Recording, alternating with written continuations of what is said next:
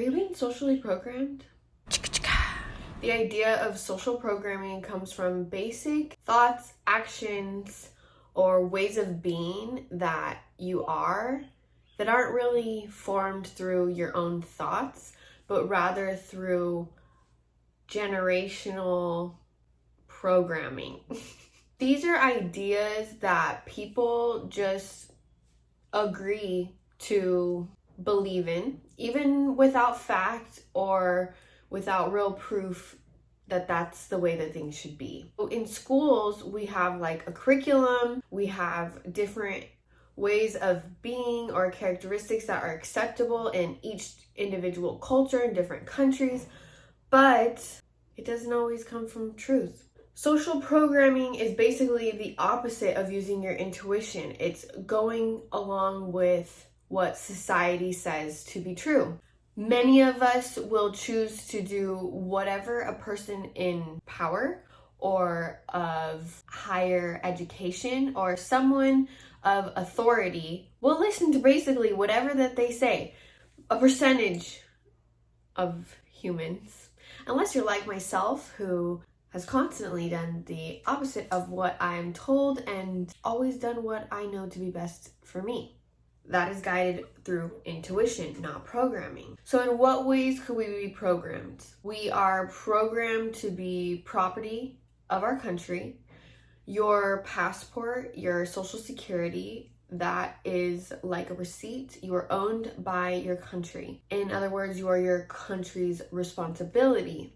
So when you choose to go to another country, you can't necessarily just start working there because that country would like to own you first so that they can take a portion of whatever you make. Social programming can also look like a simple phrase that I know I've heard throughout my life. The phrase is, "That's just the way things are." I hate that phrase. It's like, that's not just the way things are. Maybe that's the way things have been for the last few generations, because a lot of the programming that comes in is passed on from generation to generation.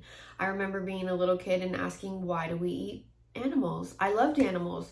I couldn't understand why we're eating them and chewing this chewy texture. Why? I was told that that's just the way things are and that's what we do. But is that the only way that things are?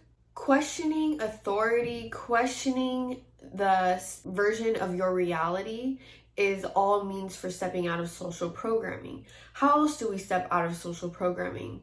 I like to think of them like these little wires that connect in our brain. When you're a little baby, the imprint that the world puts on you. You come out into this world as fully you. You are you, but you come here with all of these other humans that are now teaching you ways to be. There are certain ways that are acceptable based off of our social conditioning and certain ways that are not. I love to be naked all the time, for example. If I choose to go to the grocery store naked, that is not seen as okay. That is obscene behavior. There's also been experiments done on people, humans, where when a person of authority tells them to do something wrong, what percentage of humans would actually go along and just do it. And there's a very high percentage of people that when a person of authority tells you, hey, do this, that we will just do it blindly. Even if it may hurt another person or another being, we will choose to follow along.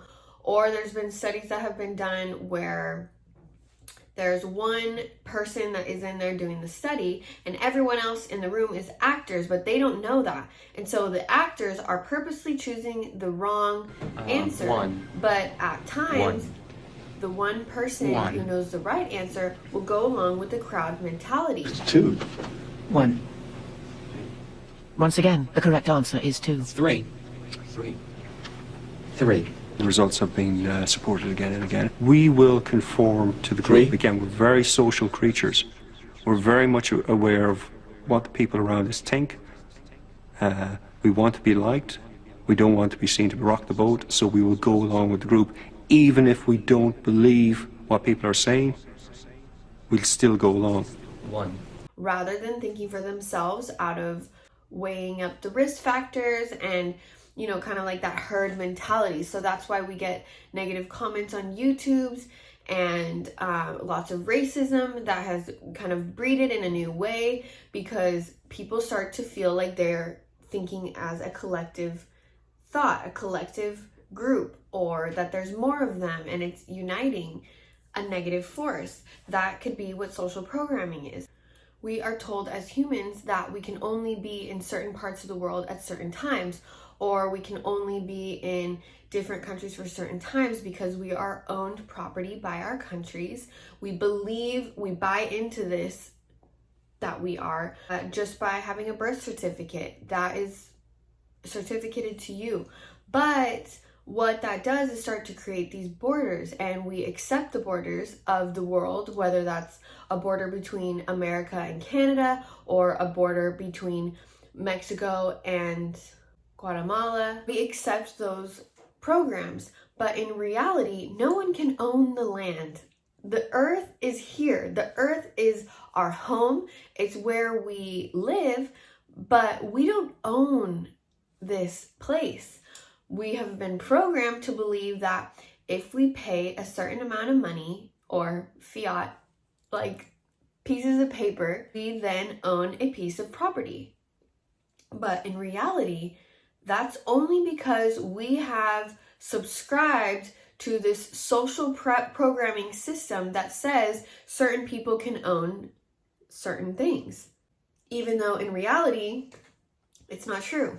So social programming is how we make collective truths.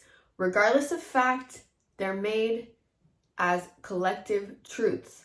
They're usually implied on us, by a higher state or a higher power or a corrupt government system.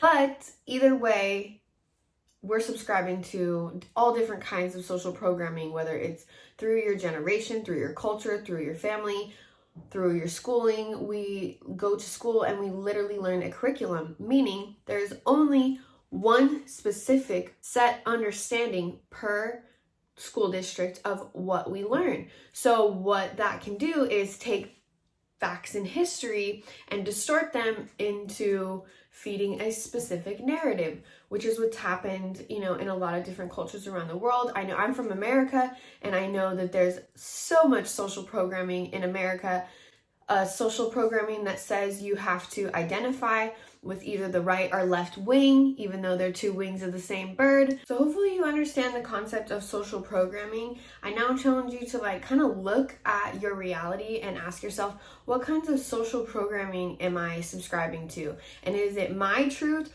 or is it something that I've collected from my family? Is it something that I truly identify with? Is it something that I truly believe? Because understanding social programming is really the key to stepping into your sovereignty. Being sovereign in your beliefs and what you are and who you are as a person is crucial in order to operate at a successful level in life. So in what ways are you being programmed to think in a certain way, and do all of those beliefs that you've accumulated over your lifespan still resonate with the new version of who you are, or who you truly are? Thanks for listening. Namaste.